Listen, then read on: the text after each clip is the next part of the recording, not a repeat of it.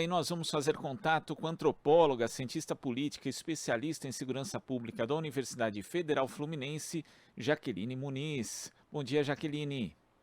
Bom dia a todos, bom dia a você.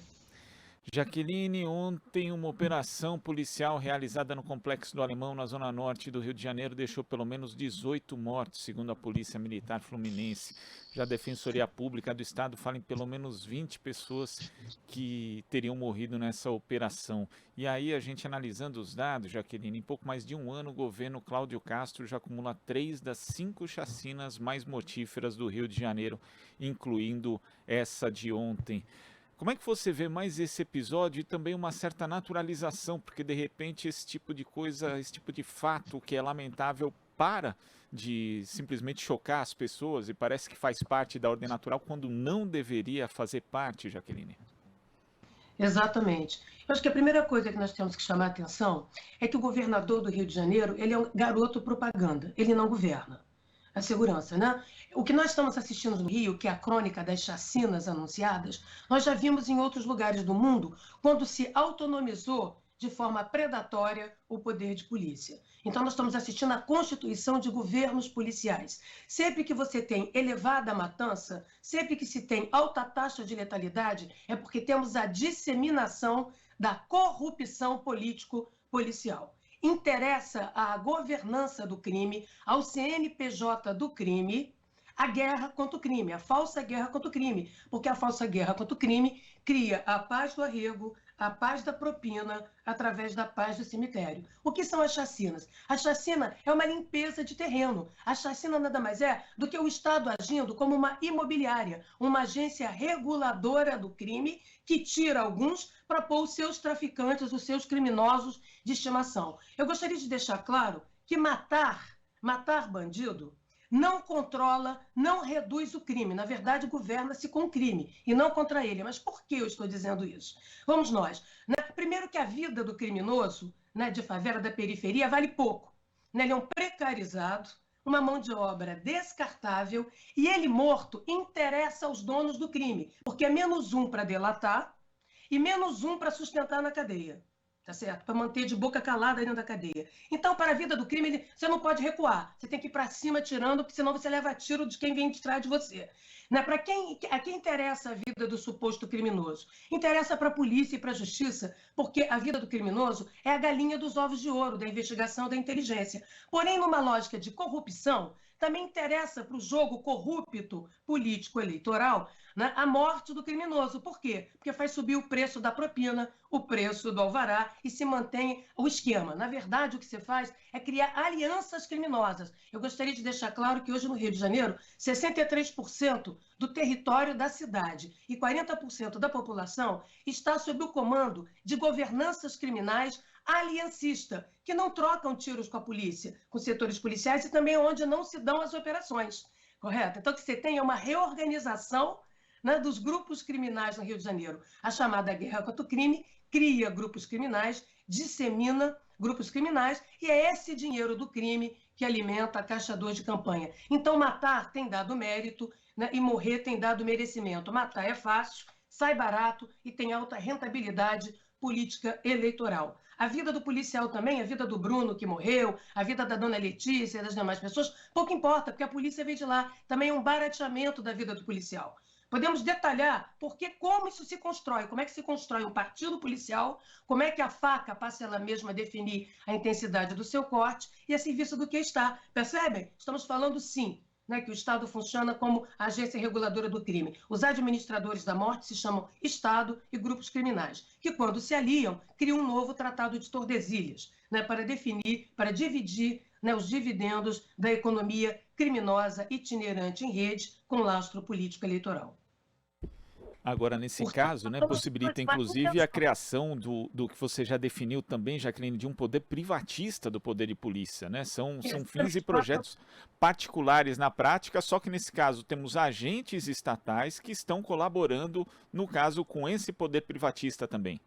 Sim, mas porque o que interessa é o CNPJ do crime não pode morrer.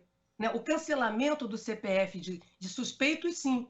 Porque isso, como eu falei, faz parte da própria economia política. Quando você tem uma elevada taxa de letalidade, é porque você tem uma elevada taxa de corrupção disseminada, né? Nos esquemas de corrupção, né, que produzem, cuja lavagem de dinheiro se dá em campanhas eleitorais, né, em candidaturas eleitorais. Portanto, inventa-se crise, fabrica-se crise para ter cheque em branco. Né? Então, não tem ninguém pensando em segurança, tá certo? Segurança pública. Nós estamos falando de resultado eleitoral, de produção de publicidade, a população fica com medo, acha que a coisa não tem jeito, que nada mais tem jeito, né? Que é assim mesmo, né? Correto? Então, na verdade, o que nós estamos assistindo é a total disseminação do dedo nervoso a serviço de interesses privatistas e particulares. Isso vulnerabiliza a polícia como instituição. Quanto mais desrespeitada, quanto menos acreditada é uma polícia, quanto mais a população acha que a polícia faz Troia, que a polícia faz operação vingança, mais resistência armada à presença, expectativa de presença e forma da ação de polícia se vai ter. Outra coisa é que operação policial, como eu já disse aqui, ela é o estado da arte da ação de polícia. As operações policiais, né, elas são um recurso caro e nobre para fazer o relógio andar para trás, para produzir baixa zero e não matança, para intervir em cenários de elevada incerteza, risco e perigo para a população e para o policial. Mas aqui banalizou. Por quê? Porque é uma dimensão publicitária. É a única coisa que o cidadão comum consegue enxergar, né, que a polícia estaria fazendo. Ninguém vê inteligência, ninguém vê investigação. A taxa de investigação da polícia no Rio de Janeiro é de 11% de sucesso apenas na elucidação de homicídio. Isso é uma vergonha. É um crime, né, cujo padrão mínimo de elucidação em todo o mundo é acima de 50%. Tá certo? Então não se trata. Por que é mais barato matar? Porque assim você cala, queima arquivo. Assim você mata a galinha dos ovos de ouro, que permitiria desmontar os esquemas de corrupção com crime. Aqui se governa com crime e não contra ele. O Estado tem funcionado como uma agência reguladora do crime. E isso dá voto, sim. Isso faz voto de cabresto, sim. Isso produz dinheiro para a campanha eleitoral, um dinheiro que eu já falei aqui também, que não precisa ser declarado. Então, que fique muito claro, né, que a letalidade não vem dissociada da corrupção política, não. Ela tem o lastro da corrupção política. Então, quando as polícias são tomadas de assalto por grupelhos que estão interessados no seu poder, no seu prestígio, então hoje o governador está algemado em seu gabinete. Ele não manda nada. Ele entregou a segurança pública de porteira fechada. Né? O que está se fazendo é produção de publicidade. Vamos nós, era para fazer uma operação para conter assalto de banco. Por acaso o banco estava dentro do Complexo do Alemão? Porque lá moram 75 mil pessoas. Tá certo? Tinha uma quadrilha de assalto a banco lá dentro, recortaram a área onde iam atuar. Não, percebam que quanto mais frágil é a missão, mais você tem permissividade do liberou geral e do tá tudo dominado ali na esquina. Né? Então, não tem crise nenhuma de segurança. A crise é inventada para legitimar essas práticas que, na verdade, alteram o preço da propina. Você limpa o terreno, tira de um criminoso, de um grupo criminoso, por exemplo, do Comando Vermelho, para dar para os comandos aliancistas, aqueles que negociam com os grupelhos corruptos do Estado. Tá certo?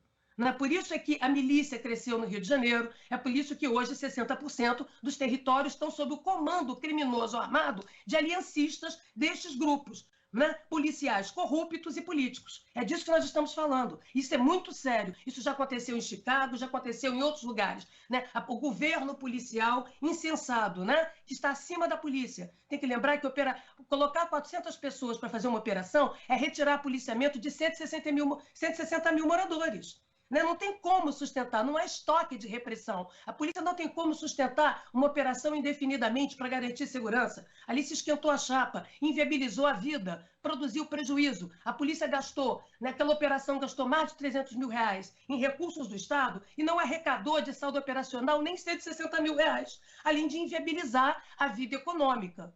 Porque que eu saiba, já cansei de dizer aqui, né? O tiroteio, o confronto armado não consta na legislação trabalhista para indenizar o trabalhador que não pode voltar para casa, não pode sair do trabalho, né, porque está debaixo de tiroteio, não é mesmo? Então, para que serve? Temos 40 anos de guerra contra o crime no Rio de Janeiro, sem vitória e derrota. Temos a crônica da chacina anunciada, como eu tenho dito. Então, a chacina interessa para grupos criminosos, tá certo? E interessa para grupos corruptos dentro do Estado, que são os gestores da morte, tá certo? Porque barateia a atividade criminosa de um lado. como eu tenho insistido aqui. Tá? Então, matar tem rendimento, a matança tem rendimento, sim, político, econômico, para financiar candidaturas eleitorais. É disso que nós estamos falando. Né? Então, essa publicidade macabra deixa todos nós desesperados, né? E o medo não se adia, a insegurança não se adia, e a gente vai dando cada vez mais cheque em branco, mais procuração em aberto para agir em nosso nome, sequestrando o poder de polícia da sociedade e das instituições policiais. Então, quanto mais se faz operações banalizadas como essa, não está se produzindo repressão nenhuma. Está morrendo na praia depois de nadar, está trocando 6 por meia dúzia, está enxugando gelo, mas está criando espetáculo visual para aparecer na mídia. Tá certo? Para produzir resultados eleitorais. É disso que se trata. Né? Isso é muito sério. Isso não somos originais disso, não. Isso é velho conhecido. Né? Então, as chacinas estão aí para isso, para fazer limpeza de terreno, né? Para o Estado funcionar como uma imobiliária que arrenda territórios para os seus traficantes de estimação. Né? Então, todas essas operações se dão em áreas de comando vermelho. Não se dão em área do ADA, não dá em área do 3º Comando Puro, que está articulado com a milícia e que são aliancistas, não fazem trocação. Negociam, né? Negociam o preço da propina, né? O preço de apoio eleitoral, né? A determinados tipos de candidatos, não é mesmo? Então é isso que nós estamos falando e vamos pôr os pingos nos is. Não tem ninguém aqui produzindo segurança pública, não, porque segurança pública é mobilidade. Segurança pública é circulação de ideias, valores, mercadorias, bens e serviços. Você não pode inviabilizar a vida de 75 mil pessoas. Né? A inteligência disse que eu não sei. Bom, então, se a inteligência deu informação, por que não se agiu como inteligência? Por que não se usou a inteligência? Por que o resultado é esse? É dedo nervoso? A polícia não tem padrão de tiro? Por tipo de armamento e modalidade de tiro defensivo? Qual é a taxa de êxito? Há controle sobre o gasto de armamento e munição per capita por policial? Não, não há.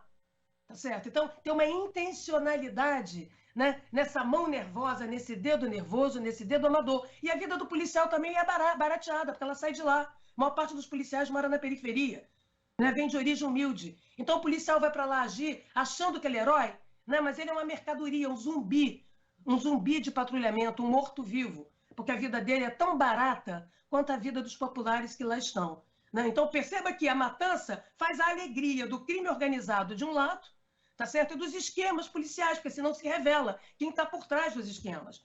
Né? Você está matando a galinha dos ovos de ouro e queimando o arquivo. É disso que nós estamos falando. Né? Então, que seja sério. Estou limpando o terreno para entregar para outro. Quem é que tem criminoso de estimação?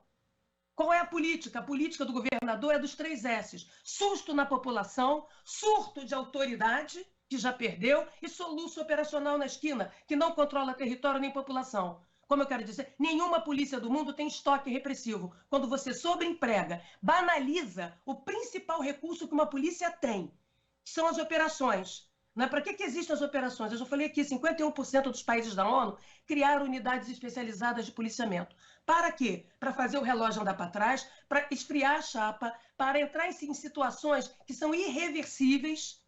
Né? É para ser um cirurgião, para agir com corte preciso. Aqui se atira muito, se atira mal. Qualquer um atira como a polícia. Não tem padrão de tiro, não tem controle do uso potencial e concreto de força. Que tipo de repressão é essa? Cada vez que você usa a repressão assim, você escasseia a repressão, deixa a instituição nervosa, cansada, a polícia está cansada, porque ela está sendo aparelhada por dentro, tomada de assalto por dentro, e a polícia do bem está sendo expulsa da rua pela polícia dos bens, que é a milícia. E isso interessa aqui. Aqui quem está fazendo os policiamentos no cotidiano são firmas clandestinas de segurança, de parentes de policiais corruptos, conectados com o partido político policial, né, e grupos armados. Porque o policial mesmo está acuado. Ele está acuado, tá certo? Então, para que serve? Como é que você pode pegar uma operação policial que é fundamental e banalizá-la? Para criar exceção. Só que aí você gera incapacidade ostensiva, a polícia fica exaurida, cada 400 pessoas que você põe é porque você mobilizou 800, que na verdade você retirou policiamento de 360 mil pessoas, tá certo? Porque gerou escassez de polícia. Tá certo? A capacidade de pronta resposta da polícia em atender a emergência da população também vai para o beleléu. Essas operações não são para atender a urgência da população. São chamadas operações programadas, em que a polícia atende a sua própria demanda. Problema algum. E por isso mesmo, elas são, por serem programadas, são elas que inauguram a festa, são elas que inauguram o show. E sendo assim, elas controlam todas as variáveis. Portanto, os resultados matança está fazendo limpeza de terreno nos territórios do Comando Vermelho. Estamos diante de um novo Tratado de Tordesilhas, um novo Tratado de Tordesilhas que está dividindo entre governança criminal autônoma policial e governança criminal dos aliancistas, dos governos criminais, que é quem dá o alvará, dos governos policiais, que é quem dá o alvará para o funcionamento do CNPJ do crime. E isso funciona com essas bravatas moralistas de combate à guerra, né? Com combate na guerra, porque dá voto. Porque antes de dar voto, dá dinheiro para fazer campanha. É disso que nós estamos falando. Então não tem crise nenhuma, as chacinas são fabricadas, né? Isso percebe-se que a polícia autonomizou. Né? Sentaram na cadeira do governador. Ele é o ventríloco.